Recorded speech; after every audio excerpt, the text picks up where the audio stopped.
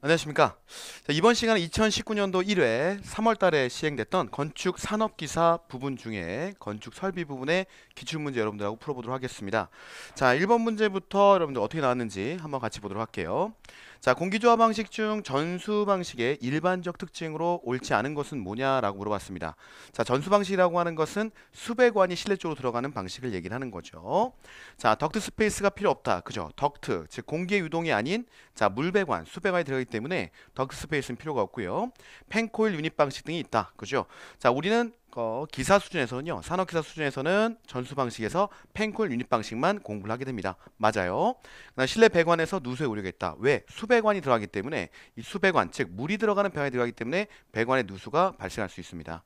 4번 실내 공기의 청정도 유지가 용이하다. 자, 이 부분은 틀렸네요. 그죠? 청정도 유지가 불리합니다. 왜냐하면 전공기 방식이라고 하는 것은 공기를 계속 뿜어주면서 그리고 그 안에 있는 공기를 다시 한번 밖으로 내보내주는 역할을 하게 되죠. 전공기 방식의 특징이죠. 그래서 공기의 청정도가 상당히 좋은데 수배원 같은 경우는 물배관만 들어오기 때문에 자, 공기가 치환되고 이런 것들에 대해서는 상당히 취약해지게 됩니다. 자, 그래서 보통은 사무실 같은 경우는 펜콜 유닛만으로 자, 공조하지 않고요. 이런 환기 때문에 전공기 방식을 복합적으로 많이 쓰고 있죠. 네, 4번이 정답이 되겠습니다. 자, 2번 문제 계산 문제네요. 아주 간단한 계산 문제입니다. 자, 옥내 소화전 설비 설치하여야 하는 특정 소방 대상물에 자, 옥내 소화전이 가장 많이 설치된 층의 설치 개수가 3개일 때요. 자, 그리고 여기서 물어본 것은 소화펌프의 토출량은 최소 얼마 이상이 되느냐? 토출량을 물어보고 있습니다. 그죠? 우리가 저수량과 토출량을 좀 구분하셔야 돼요. 그죠? 저수량은 한 개당 자, 우리가 2.6 세제곱미터를 잡고 자, 그리고 토출량 같은 경우는요. 우리가 분단위로 일반적으로 잡게 되는데 130리터 퍼 민을 잡습니다. 1개당. 그죠? 1개당 130리터 퍼 민을 잡는다. 토출량이 관련돼서는요. 자, 토출량이 130리터 퍼 민이기 때문에 자, 3개가 지금 자, 들어가 있다라고 했습니다. 그러면 390리터 퍼 민 이렇게 정리가 되게 되는 문제죠. 네, 2번이 정답이 됩니다. 그래서 토출량에 대한 기준 부분, 이 부분을 체크하시는 게 중요 포인트다라고 볼 수가 있죠. 자, 그 다음에 3번 문제 한번 가보도록 할게요. 자, 난방부와 계산 시 각 외벽을 통한 손실 열량은 방위에 따른 방향계수에 의해 값을 보정하는데 계수값의 대수관계가 옳게 표현된 것은 뭐냐라고 물어봤습니다. 자, 요거는 어떻게 표현되는 거냐면 우리가 방위계수라고 하는 것에 대한 잠깐 네, 개념을 좀 잠깐 볼게요. 우리가 방위계수는 겨울철 난방부에만 적용을 합니다. 난방부하에만 적용을 해요. 그 난방부하에 적용을 하게 되는데 이 방위계수는 결국 뭐냐면 자, 뭐 햇볕이 많이 들고 적게 들고 그런 개념이 아니고요. 기류와 관련된 내용이에요. 기류와 관련된 내용. 그래서 바람이 많이 불면 더 추워지기 때문에 바람이 많이 부는 쪽에서 자, 가중치를 부여하게 되는 겁니다. 자, 그러면 우리가 겨울철에는 일반적으로 어느 쪽에서 바람이 들어오냐면 북쪽에서 바람이 불어와요. 시베리아 쪽에서. 그래서 북쪽에서 방위계수를 좀 높게 잡고요. 그다음에 동서측이 중간, 그다음에 남쪽이 자, 작게 잡게 됩니다. 자, 그래서 북쪽을 우리가 1.2, 그다음에 동쪽과 서쪽을 1.1, 그다음에 남쪽을 1.0 요 순서대로 잡게 되는 거죠. 그래서 얼만큼 바람이 많이 불어오느냐. 그래서 불어오는 바람이 많으면 방위계수를 높게 잡고 자, 난방부하를 뽑게 되는 겁니다. 그래서 여기는 생략돼 있지만 또 바람이 많이 부는 구간이 있어요. 방위뿐만 아니고 어떤 면 부분 즉 지붕면 같은 경우는 바람이 상당히 많이 불게 됩니다. 그래서 지붕면의 난방부를 계산할 때는 또 1.2의 방위계수를 추가적으로 곱해주게 돼 있어요. 네, 그 부분까지 여러분들이 정리해 주시면 되겠습니다. 자, 됐고요. 자, 그 다음에 4번 문제입니다. 자, 다음에 소방시설 중 경보설비에 속하지 않는 것은 뭐냐라고 물어봤습니다. 자, 비상방송 설비, 그 다음에 자동화재 속보, 그 다음에 자동화재 탐지. 자, 여기까지 전부 다 경보설비에 해당되고요. 자, 그리고 무선통신 보조설비. 자, 이것도 어떻게 보면 경보처럼 느껴지지만 이거는 무선통신을 보조하는 설비죠. 그죠? 무선통신을 보조하는 설비. 경보를 울려주는 게 아닙니다. 자, 이거는 소방관 분들이 활동을 편하게 진행하는 관점으로 해석이 되는 거죠. 자, 그래서 소방관 분들이 활동을 편하게 할 수 있는 설비를 뭐라고 얘기를 하면 전체적으로 소방 활동 설비라고 얘기를 해요. 소방 활동 설비라고 얘기를 합니다. 네. 자, 그래서 정답은 4번이 되겠죠. 나머진 경보 설비. 자, 우리가 무선 통신 보조 설비는 소방 활동 설비, 소화 활동 설비라고 얘기합니다. 소화 활동 설비죠. 그죠? 소화 활동 설비. 즉 소화를 하는데, 즉 불을 끄는데 필요한 설비, 보조적인 설비다라고 보시면 되겠습니다. 자, 됐고요. 자, 그 다음에 5번 문제. 다음 중 기계식 증기 트랩에 속하지 않는 것은 뭐냐라고 물어봤습니다. 자, 기계식 증기 트랩이라고 하는 것은 우리가 증기와 그 다음에 응축수 간의 비중차를 갖고 자, 증기와 응축수를 분류해내는 것을 얘기를 하죠. 자, 그래서 버킷 트랩, 소용량일 땐 버킷 트랩, 그 다음에 대용량일 때는 플로 트랩, 그리고 플로트 서머스탯 트랩. 요거는 자, 플로트, 자, 기계식 트랩과 서머스탯, 열동 트랩을 혼합시켜 놓은 형태예요. 그것도 일종의 기계 트랩에 속한다고 보고 있습니다. 여기서 한 가지 바이메탈 트랩이 나오죠. 바이메탈 트랩. 자, 이거는 바이메탈이라고 하는 금속의 특징을 이용하게 되는 건데, 요 금속은 열을 받으면 자, 닫히고, 그다음에 열을 자, 받지 않으면 열리고, 즉 짧아지고 길어지고 하면서 닫혔다 열렸다 하는 자, 메탈 특성을 갖고 있는 메탈입니다. 자, 이 바이메탈은 결국은 열을 받았을 때 작동하는 것이기 때문에 증기 트랩의 종류 중에서 이것은 열동식 트랩에 해당되게 돼요. 열동식 트랩에 해당이 되게 된다. 그래서 열에, 즉 온도에 따라서, 즉 증기와 응축수의 온도차가 발생하죠. 증기가 훨씬 온도가 높고 응축수는 온도가 낮을 거예요. 그래서 둘 간의 온도차를 갖고 구별해내는 것, 즉 분리해내는 것, 그것을 열동식 트랩이라고 하고, 자, 바이메탈은 열동식 트랩의 한 종류다. 그래서 기계식 트랩에 속하지 않게 되는 거죠. 자, 3번이 정답이 되겠고요. 자, 그 다음에 6번 문제 한번 보도록 하겠습니다. 자, 트랩의 봉수 파괴 원인과 자, 가장 거리가 먼 것은 뭐냐라고 물어봤습니다. 자, 트랩이라고 하는 것은 배수 기구관의 어떤 일종의 한 부속이라고 볼 수 있어요. 그죠? 급수, 배수, 특히 배수 부분입니다. 자, 배수 부분의 트랩을 얘기하는 건데, 자, 증발 현상, 그다음에 모세관 현상, 자기 사이펀 전부 다 해당이 되죠. 근데 여기서 완전히 생뚱맞은 지문이 하나 나오죠. 서징 현상. 자, 서징 현상은 자, 반송 설비라고 하는 우리가 송풍기라든지 그리고 펌프, 자, 이런 데서 발생하는 이상 현상입니다. 그죠? 그래서 서징 현상은 우리 봉수 파괴, 즉 트랩의 봉수 파괴와는 전혀 관계가 없다라고 여러분들이 인지하고 계시면 되겠습니다. 자, 됐고요. 그 다음에 7번 문제 한번 가보도록 할게요. 자, 대변기 세정 급수 장치에 진공 방지기를 설치하는 가장 주된 이유는 뭐냐라는 겁니다. 자, 진공 방지기다라는 거죠. 진공 방지기.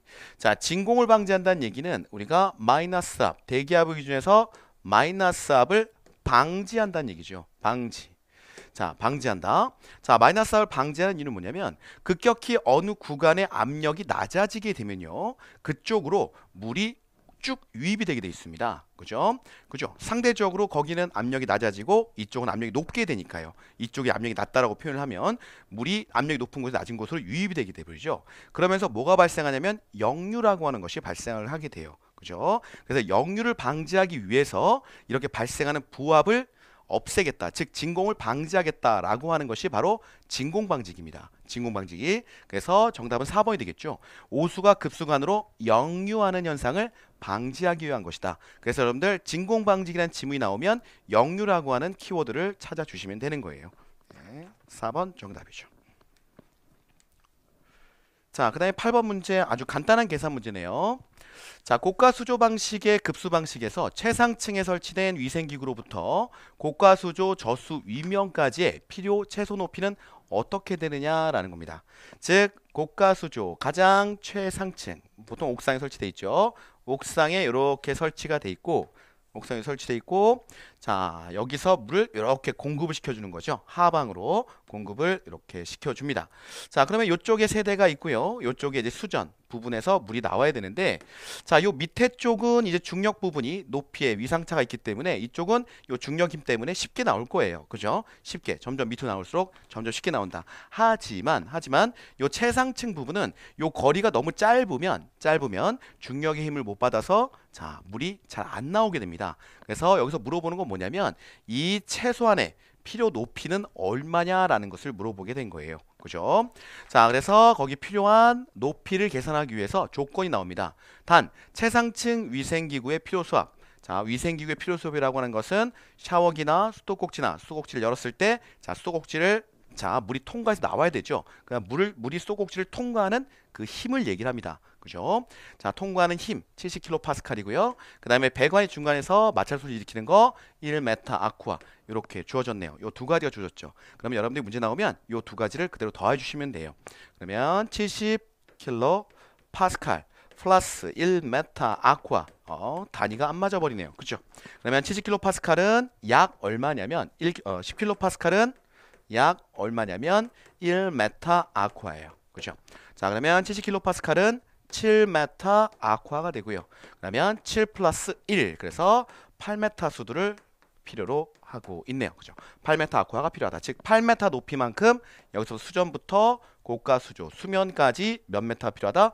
8m의 높이가 필요하다. 이렇게 자 문제가 풀겠네요. 3번이 정답이 되겠습니다. 자, 그 다음에 9번 문제 한번 보도록 할게요. 자, 트랩으로서 성능에 문제가 있어. 자, 사용하지 않는 것이 바람직한 트랩에 속하지 않는 것은.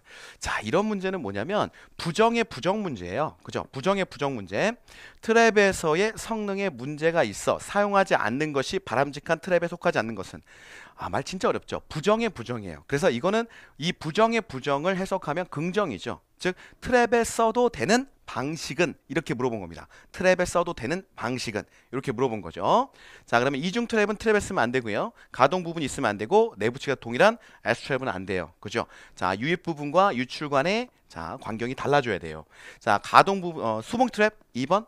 자, 우리가 지금 현재 쓰고 있는 모든 트랩 방식, 사이펀계의 트랩 방식은 전부 다 수봉식을 쓰고 있어요. 그죠? 자, 수봉식을 다른 말로 하면 봉수를 채워놓은 방식이다. 그래서 봉수식이라도 얘기를 해요. 그죠? 트랩에 봉수 채워서 진행을 하죠. 그죠? 원래 현재 쓰고 있는 대표적으로 보편적인 방식이다. 그래서 2번은 써도 되는 방식입니다. 2번이 정답이죠. 참 문제 어렵죠? 그죠? 문제 해석하기가 어렵습니다. 결국은 트랩으로 써도 되는 방식은 뭐냐? 이렇게 물어본 문제였다라고 보시면 되겠습니다. 자, 됐고요. 자, 그 다음에 10번 문제 한번 들어가 보죠. 자, 건고 온도가 18도, 상대 습도가 60%인 공기과 여과기를 통과한 후 가열 코일을 통과했다. 통과 후의 공기 상태는 어떻게 되겠느냐라고 물어봤습니다. 자, 결국은 가열했다는 얘기거든요. 가열했다. 그러면 스공기 선도를 한번 같이 한번 볼게요. 스공기 선도를 이렇게 자 보면 스공기 선도 이렇게 정리가 돼 있다. 그다음에 여기는 엔탈피, 그죠? 요게 엔탈피 선이고요. 엔탈피 선이고 요게 자 포화 수증기압 선이에요. 포화 수증기압 선.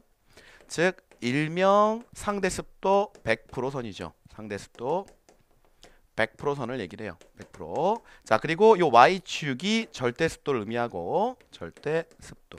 그리고 X축은 건구 온도를 얘기를 합니다. 건구 온도. 자, 그러면 어떻게 되냐면 또 빛의 적을 표현하겠죠. 빛의 적은 이렇게 표현이 돼 있어요. 빛의 적은 이렇게 표현이 돼 있죠. 그래서 빛의 적이 표현돼 있고 이쪽으로 갈수록 이게 작고 이쪽으로 갈수록 크게 빛의 적이 형성이 됩니다. 요 선이 같은 빛의 적이에요. 근데 이쪽 선이 더 크다는 얘기죠. 근데 공기 자체를 자 지금 가열했다는 거죠. A라는 공기 상태를 어떻게 가열했다? 이렇게 해서 B 상태로 만들었다는 얘기예요. B 상태로 만들었다.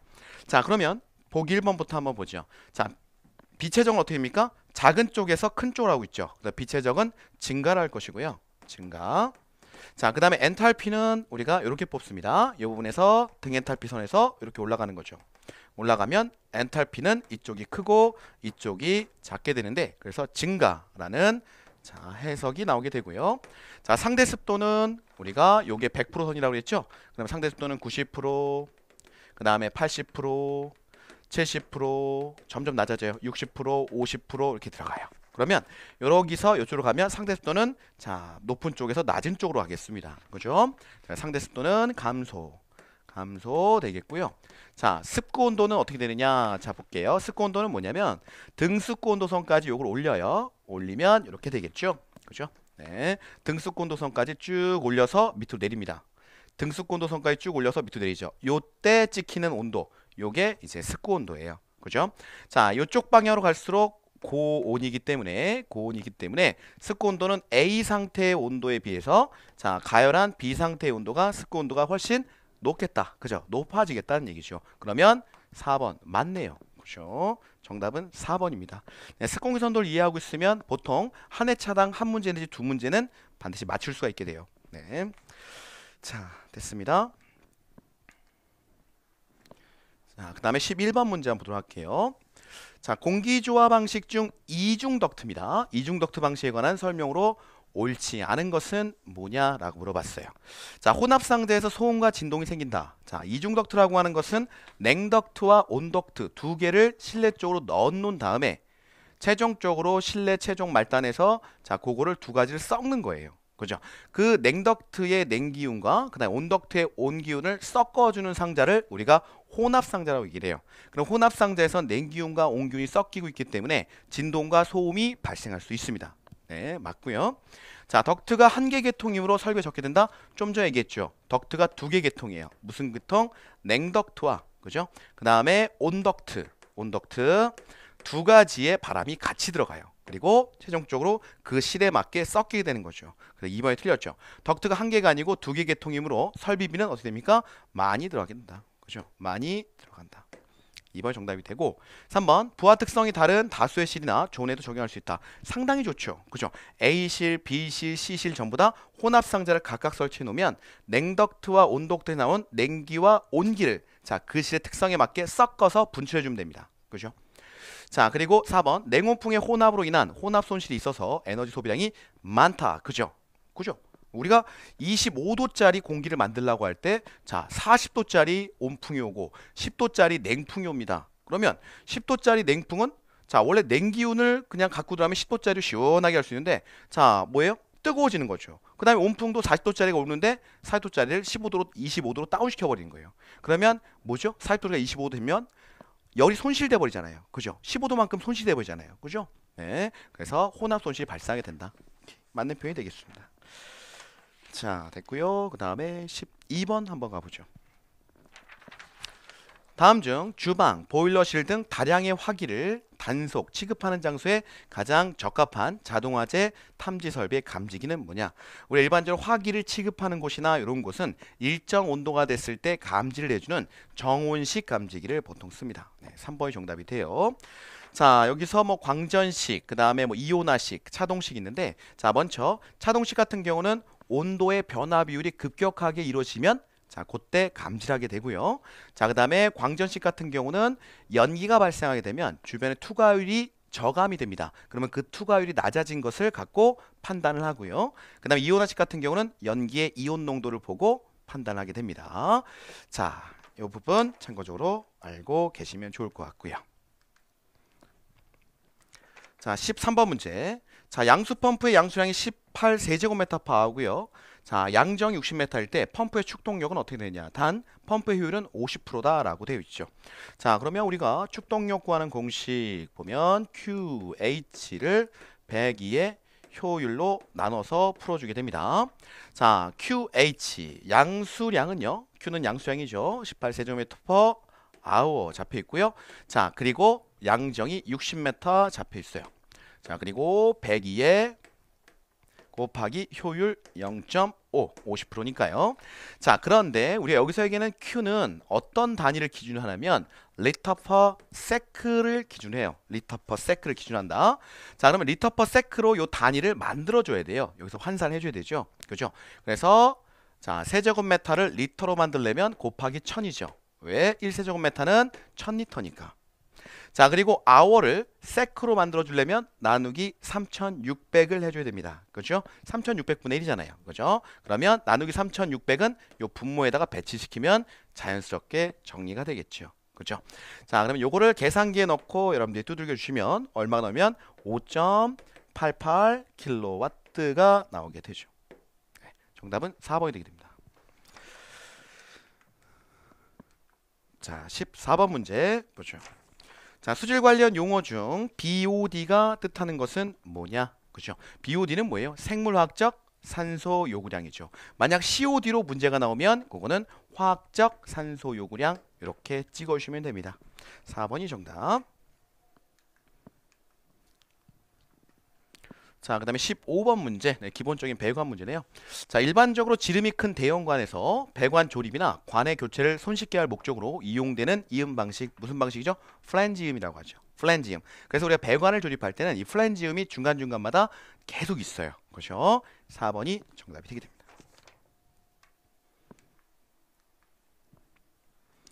16번 문제 보겠습니다.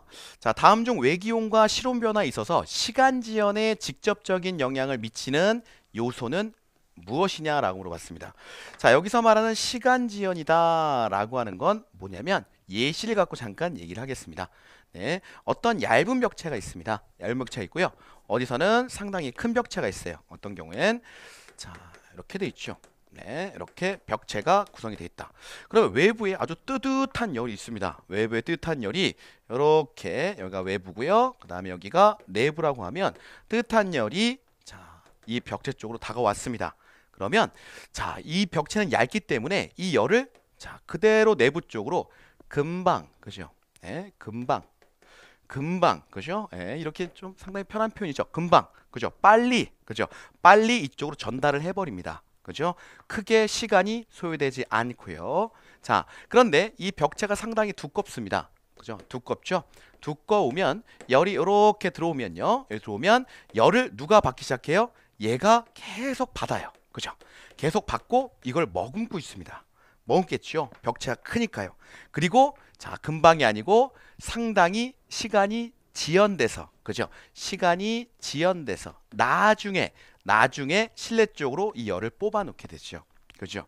자, 그래서 실제 열이 들어오는 부딪히는 시간 대비 전달되는 시간의 자, 차이가 발생하면 그때 우리가 시간 지연이 발생했다라고 얘기를 해요. 시간 지연. 자, 그럼 이런 시간 지연은 어떤 것하고 연결되면 제가 지금 벽체가 두꺼운 것과 얇은 것을 얘기를 하고 두꺼운 것에서는 이 열을 모아둘 것입니다. 라고 얘기를 했습니다. 이 열을 모아두고 담아두는 능력을 우리가 열 용량이라고 얘기를 해요. 열 용량. 자, 그래서 자, 외기온과 실온 변화에 있어서 시간 지연에 직접적인 영향을 미치는 것은 구조체의 열 용량이 되게 됩니다. 네, 4번이 정답이 되겠죠.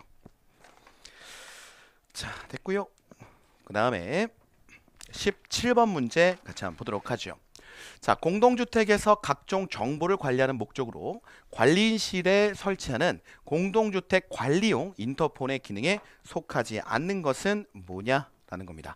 자, 보통 공동주택 관리용 인터폰은요, 안전과 보안 쪽에 초점이 맞춰져 있습니다. 네. 자, 그래서 1번 주출입구의 개폐 기능, 그죠? 안전 보안이죠.